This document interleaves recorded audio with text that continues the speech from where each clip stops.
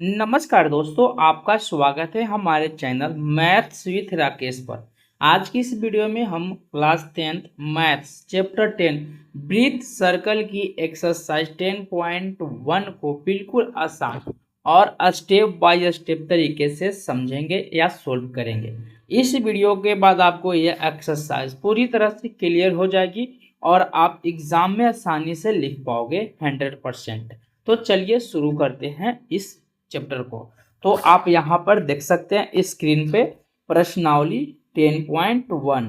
तो दोस्तों यहाँ पर देख सकते हैं प्रश्न संख्या आपका फर्स्ट है, एक वृत्त की कितनी स्पर्श रेखाएं हो सकती है। दोस्तों सबसे पहले हमें पता होना चाहिए कि वृत्त किससे मिलकर बनता है। तो दोस्तों हमें पता है कि वृत्त बिंदुओं को मिलने से बनता है। तो एक बिंदु पर एक स्पर्श रेखा खींची जा सकती है। तो वृत्त में अनंत बिंदु है तो इस पे भी अनंत स्पर्श रेखाएं खींची जा सकती है।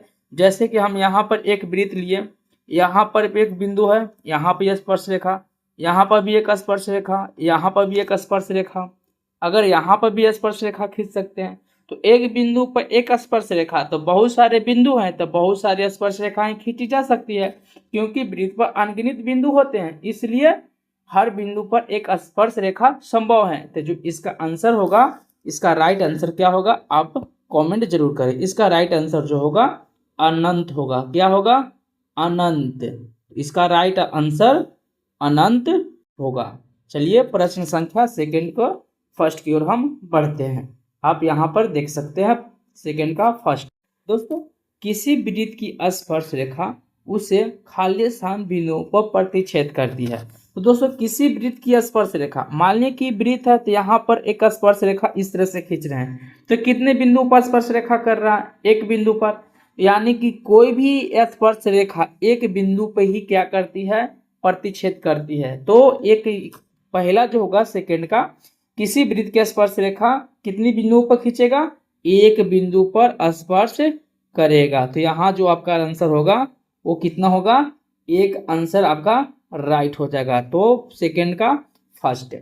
तो सेकंड क्या बोल रहे हैं कि वृत्त की दो बिंदुओं पर प्रतिच्छेद करने वाली रेखा। जैसे कि दोस्तों यहाँ पर एक वृत्त हमने लिए हैं जो आप यहाँ पर स्क्रीन पर देख सकते हैं। एक वृत्त है, एक पर क्या कर रहा है? प्रतिच्छेद कर रहा है। मान लो कि यहाँ पर प्रतिच्छेद कर रहा है तो किन बिंदुओं पर कट रहा है? दो बिंदु पर कट रहा है। तो ये बिंदु क्या कहलाता है? जीवा कहलाएगा। तो ये रेखा जो होगी वो क्या कहलाएगा? जीवा कहलाएगा।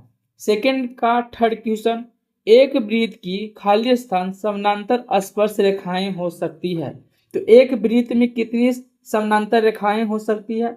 तो दोस्तों एक वृत्त में दो समानांतर रेखाएं हो सकती है। चलिए कौन कौन हम यहाँ पर कॉन्सेप्ट क्लियर कर सकते हैं। दोस्तों यहाँ पर देखते हैं एक समानांतर रेखा ये हो गया, आप यहाँ देख सकते हैं समानांतर स्पर्श रेखा ये एक हो गया। अब एक इधर से हम स्पर्श रेखाएं खींच सकते हैं, एक स्पर्श रेखा इधर से और एक स्पर्श रेखा इधर से। तो दो यहाँ पर स्पर्श रेखाएं खींची जाएगी। तो एक वृत्त में कितनी स्पर्श रेखाएं खींची जाएगी? दो स्पर्श रेखाएं खींची जा सकती है। दोस्तों दो स्पर्श रेखा खींची जा सकती है। क्वेश्चन नंबर सेकंड का 4, वृत्त तथा उसकी स्पर्श रेखा के उभयनिष्ठ बिंदु को क्या कहते हैं? स्पर्श बिंदु कहते हैं। तो लिख देंगे यहाँ पे स्पर्श बिंदु कहते हैं।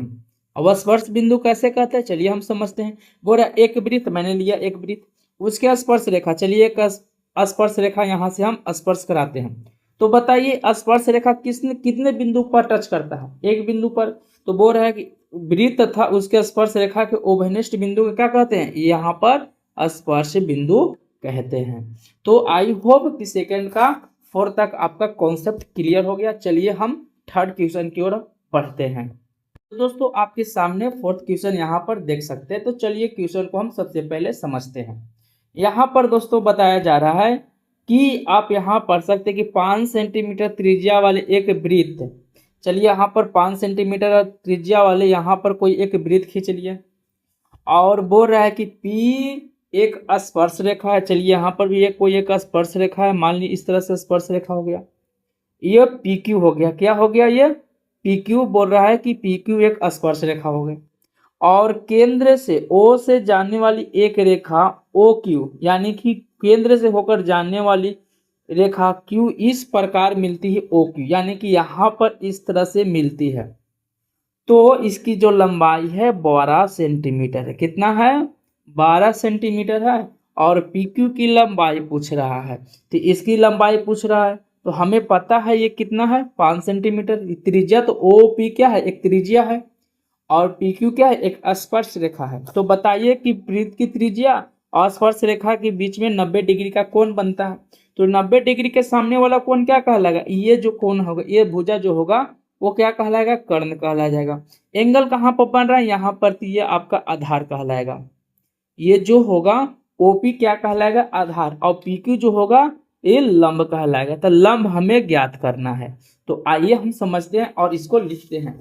तो दोस्तों सबसे पहले हम लिखेंगे, यहाँ पर लिखते हैं क्या कि त्रिभुज, यहाँ पर लिखते हैं कि त्रिभुज ओ पी क्यू एक समकोण त्रिभुज है। समकोण त्रिभुज है। क्यों समकोण त्रिभुज है? क्योंकि यहाँ पर P जो बराबर बन रहा है वो 90 डिग्री बन रहा है, इसलिए हम समकोण त्रिभुज कह दिए। तो अब यहाँ से हम अगर किसी का मान ज्ञात करना है तो यहाँ पर दो साइड दिए, तीसरा साइड निकालना है, पाइथागोरस प्रमेय यहाँ पर लगा सकते हैं। तो लिख सकते हैं कि पाइथागोरस प्रमेय से, पाइथागोरस प्रमेय से, यहाँ पर मैंने पाइथागोरस प्रमेय लिख लिया। इसका फार्मूला क्या होता है पता है आपको, आपको यहाँ पर पता है। तो पाइथागोरस प्रमेय हमको निकालना है लंब, तो लंब का फार्मूला क्या होता है, लंब का स्क्वायर जो होता है कर्ण का स्क्वायर माइनस आधार का स्क्वायर। तो लंब आपको पता है, कर्ण कितना दिया है 12 का स्क्वायर माइनस आधार कितना है 5 का स्क्वायर। तो यहाँ पर 144 माइनस 25, तो घटा देंगे तो कितना होगा 119 आ जाएगा। यहाँ से पी क्यू स्क्वायर है, तो हमको पी क्यू का मान चाहिए, तो पी क्यू लिख लेंगे, ये स्क्वायर है, उधर जाने के बाद क्या हो जाएगा, रूट में 119 हो जाएगा। तो पी क्यू का जो मान होगा, जो स्पर्श रेखा होगी, यहाँ पर हम बात करते हैं, जो इसका जो लेंथ होगा, इसका जो लेंथ वो कितना होगा, अंडर रूट 119 हो जाएगा। Option number D. चलिए बढ़ते हैं क्वेश्चन नंबर 4 की ओर। चलिए क्वेश्चन नंबर 4 की ओर हम बढ़ते हैं। क्वेश्चन नंबर 4 आपके सामने स्क्रीन पर दिख रहा है। तो आप यहाँ से सबसे पहले कॉन्सेप्ट क्या, क्वेश्चन को सबसे पहले रीड करिए और समझिए। तो दोस्तों एक वृत्त खींचिए, एक वृत्त मैंने खींच लिया है, और और एक दी गई रेखा के समानांतर दो ऐसी रेखा खींचिए, उनमें से एक स्पर्श रेखा हो तथा दूसरा छेदक रेखा हो।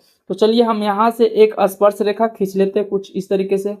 स्पर्श रेखा का नाम हमने दे देते हैं यहाँ पी, ए और क्यू। एक बोल रहा है कि स्पर्श रेखा, दूसरी लिख लिया एक छेदक रेखा। चलिए इसका भी हम नाम दे दें एल एम, यहाँ पर छेदक रेखा का नाम दे दिए। और बोल रहा है कि एक और रेखा होनी चाहिए, इसके समानांतर होना चाहिए। चलिए हम एक यहाँ से एक और रेखा कुछ इस तरीके से मैंने यहाँ पर ड्रॉ कर लिया। तो यहाँ पर सेंटर है इसका, तो यहाँ पर कौन कौन सी रेखा हो गई आप यहाँ पर बता सकते हैं। इतनी बड़ी नहीं होना चाहिए, थोड़ा सा हम छोटा ले लेते हैं, आप यहाँ पर छोटा कर सकते हैं अपने आंसर में, क्वेश्चन में जो आप यहाँ पर जब नोट डाउन करेंगे वहाँ पर छोटा कर सकते हैं। ई एल हो गया, ई एम हो गया, ई पी और यहाँ पे क्यू। तो लिख सकते हैं कि पी क्यू क्या है, स्पर्श रेखा हो गई, स्पर्श रेखा। और जो एल एम है, एल एम यहाँ से लिख सकते हैं, एल एम जो होगा आपका क्या होगा, एक एल एम जो होगा छेदक रेखा होगा। छेदक रेखा क्यों कि दो अलग अलग बिंदुओं पर क्या कर रहा है, प्रतिच्छेद कर रहा है। जब दो अलग अलग बिंदुओं पर प्रतिच्छेद कर रहा है, देखिए यहाँ पर कर रहा है, एक यहाँ पर कर रहा है, तो कौन सी रेखा कहलाएगा, छेदक रेखा। तो देखिए एक दूसरे के समानांतर रेखा हो गया कि नहीं हो गया। तो दोस्तों आज हमने एक्सरसाइज 10.1 को बहुत ही आसान तरीके से सोल्व किया। अगर आपको यह वीडियो पसंद आया तो लाइक कर लीजिए और सब्सक्राइब जरूर करें मैथ्स चैनल को, और ताकि आगे की एक्सरसाइज इसी तरह से आपको आसानी से मिलती रहे। तब तक जय हिंद, जय भारत, धन्यवाद।